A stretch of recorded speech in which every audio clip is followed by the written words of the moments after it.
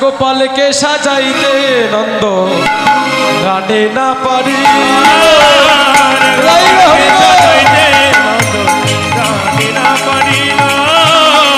গোপালকে সাজাইতে নন্দ গানে না পারি গোপালকে সাজাইতে নন্দ গানে না পারি যতনে কানায়ের চূড়া বলাইয়ে বাঁধিল আর যতনে কানাইয়ের চূড়া গলায় বাঁধিল।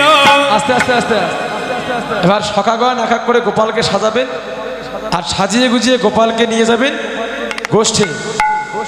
যাওয়ার আগে কি খালি পেট দিয়ে পাঠাবেন? ও ভাইরা বাবারা যারা আছেন গোপালকে কি খালি পেট দিয়ে পাঠাবেন গোষ্ঠে? তাহলে গোপাল সেবা দক্ষিণের জন্য যারা যারা কিছু আছে আমার পক্ষ থেকে কয়েকজন যাবে। যাও যাও, যাদের কাছে আসে দেওয়ার মতো তারা দেবে।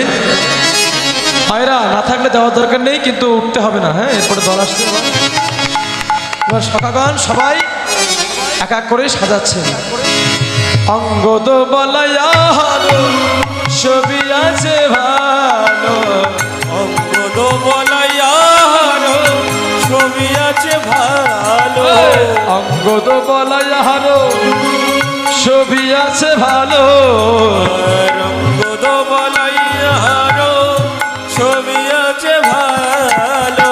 তলে দুলে কুণ্ডল শোভনে কুণ্ডল, আর গলে দুলে কুণ্ড শোভনে কুণ্ডল, ললাটে তিলক দিল শ্রীরাম আসিয়া, আর ললাটে তিলক দিল শ্রীরাম আসিয়া। তখন দুপুর পরায়া চরণ হেবিয়া,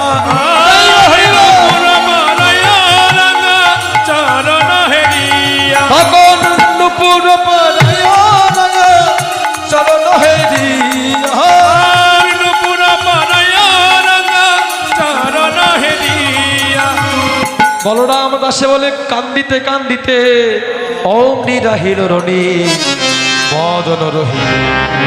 এবার সখাগণ গোপালকে সাজিয়ে গুজিয়ে এবার আবার মায়ের কাছে অনুমতি নিতে গিয়ে মাকে প্রণাম যাই করতে যাবে।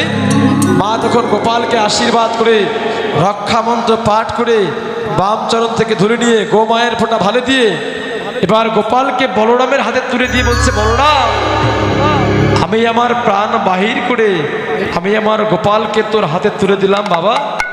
সারাদিন গোষ্ঠ খেলা খেলে